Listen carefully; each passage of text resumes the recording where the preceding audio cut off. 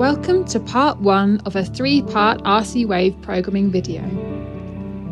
In this section, I'll show you how to use the control pad, but the first step is to check which model you've got. There are 2 versions of the RC Wave. This guide is for the newer model, which has a snowflake icon on the control panel. If your heater has a shutdown icon, it's the older version, so you'll need to check the link opposite to find out how to program it.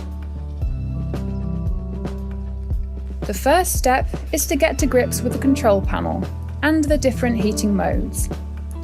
When you first turn the radiator on, the keypad will flash. Use the snowflake button to toggle between frost protection mode and heating modes. On frost, the radiator will only heat if the temperature drops below 7 degrees.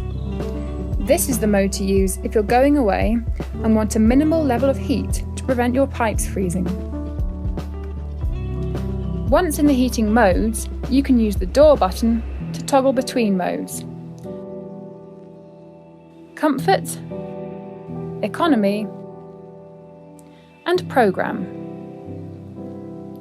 Comfort is a constant heating mode.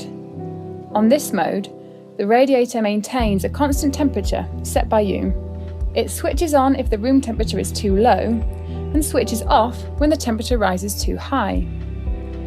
You can adjust the temperature using the plus and minus buttons. When the radiator is heating, you will see this icon.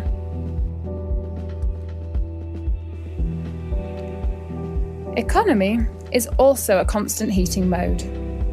It is always at least 3 degrees cooler than comfort mode. You can adjust the temperature using the plus and minus buttons. This is the most cost-efficient mode and the one to use when only a low level of heat is required, for instance while you're sleeping or active.